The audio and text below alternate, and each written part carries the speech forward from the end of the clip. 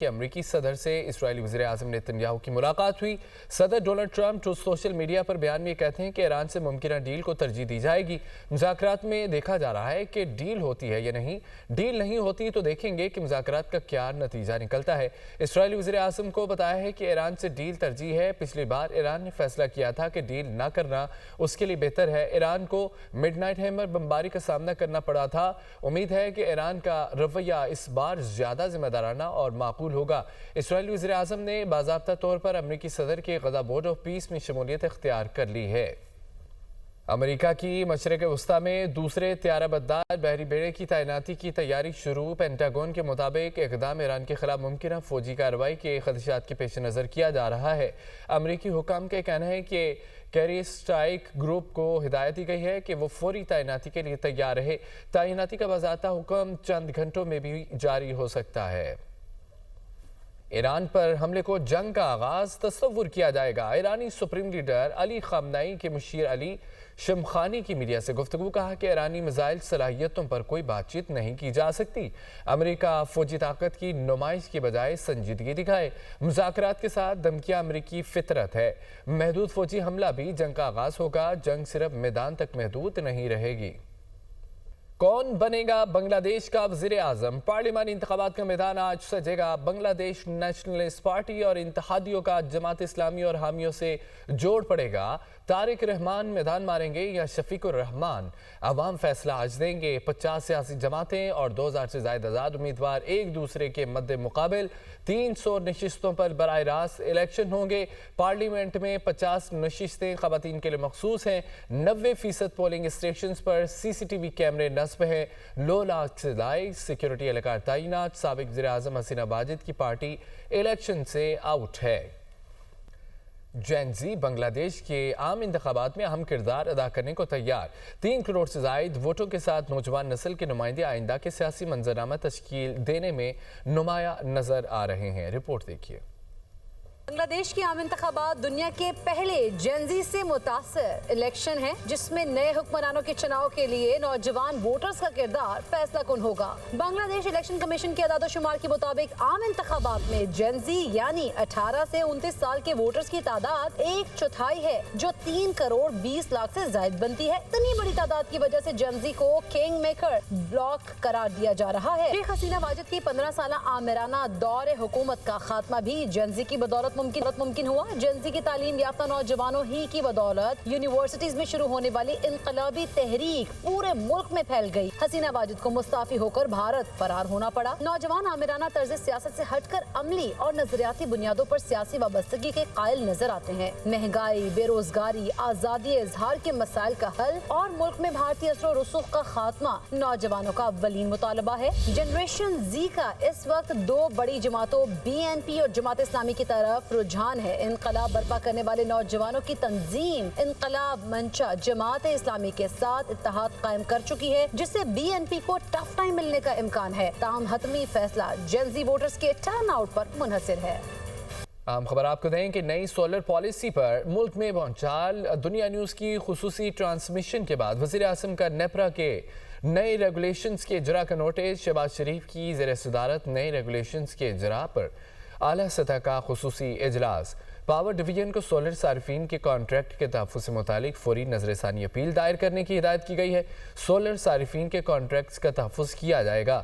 وزیر اعظم نے کہا ہے کہ سولر صارفین کا بوجھ 3 کروڑ 76 لاکھ نیشنل گرڈ سے بجلی استعمال کرنے والے صارفین پر نہ پڑے۔ سولر سے مستفید ہونے والے صارفین کی تعداد 4,66,000 ہے۔ پاور ڈویژن اس حوالے سے جامع عمل تشکیل دے۔ نیپرا نے 2 روز قبل نیٹ میٹرنگ پر نیا نظام متعارف کروایا تھا۔ یونٹ کے بدلے یونٹ ایڈجسٹ کرنے کی سہولت ختم۔ سولر صارفین کو بجلی کی پوری قیمت دینی ہوگی۔ اب گرڈ سولر صارفین سے بجلی 8 سے 10 روپے فی یونٹ خریدے گا۔ جب آپ گرڈ سے بجلی لیں گے تو آپ کو مکمل ریٹیل ٹیرف دینا ہوگا۔ یہ ٹیرف تقریباً 50 روپے فی یونٹ تک ہو سکتا ہے۔ ڈسکوز کے الیکٹرک کو 55 سے 60 روپے میں بجلی فروخت کریں گے۔ خریداری تقریباً 11 روپے میں ہوگی۔ ناظرین، نیپرا نے فکس چارجز کے حوالے سے پاور ڈویژن کی درخواست پر فیصلہ جاری کر دیا۔ 300 یونٹ تک کے پروٹیکٹڈ اور نان پروٹیکٹڈ گھریلو صارفین پر بھی فکس چارجز عائد کر دیے گئے۔ نان پروٹیکٹڈ صارفین کے دیگر कैटेगरीज के लिए फिक्स चार्जेस में इजाफा कर दिया गया है। 300 यूनिट तक घरेलू प्रोटेक्टेड और नॉन प्रोटेक्टेड सारिफीन पर भी माहाना फिक्स चार्जेस आए।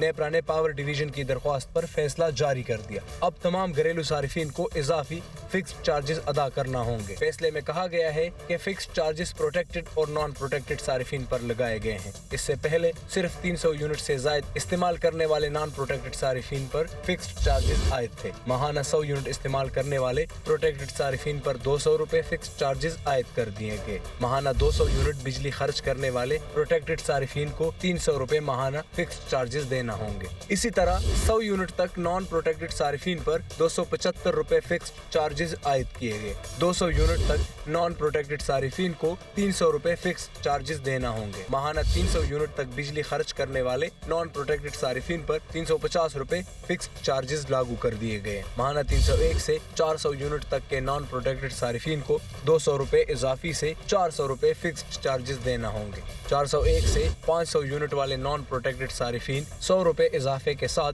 500 रुपए फिक्स चार्जेस देंगे। 600 यूनिट वाले नॉन प्रोटेक्टेड सारिफीन के फिक्स चार्जेस 75 रुपए इजाफे से 675 रुपए मुकर्रर किए गए। 700 यूनिट तक बिजली खर्च करने वाले नॉन प्रोटेक्टेड सारिफीन के लिए 125 रुपए कमी करके फिक्स चार्जेस 675 रुपए मुकर्रर किए गए। 700 यूनिट से जायद बिजली के इस्तेमाल पर फिक्स चार्जेस 325 रुपए कमी से 675 रुपए कर दिए। उधर हुकूमत ने सनती सारिफीन पर 101 अरब रुपए की क्रॉस सब्सिडी खत्म कर दी। सनती शोबे के लिए बिजली 4 रुपए 4 पैसे सस्ती कर दी गई। इंडस्ट्री का बुनियादी टैरिफ 33 रुपए से कम होकर 29 रुपए पर आ गया।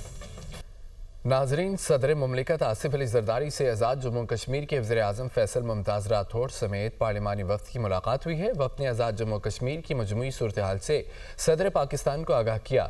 वफ़द ने सदर जरदारी से पार्टी मामलात पर रहनुमाई ली और आइंदा इक़दामात पर मुशावरत की। सदर जरदारी ने भारतीय गैर कानूनी तसल्लुत में मुक़ीम कश्मीरी अवाम के तहफ़्फ़ुज़ और उनकी हक़ खुदारादियत के लिए कौमी यकजहती और पुख्ता मौक़िफ़ पर जोर दिया। वफ़द में साबिक़ वज़ीर आज़म सरदार तनवीर इलियास भी मौजूद थे। मुलाकात में मरहूम बैरिस्टर सुल्तान महमूद के लिए फातिहा ख़्वानी भी की गई।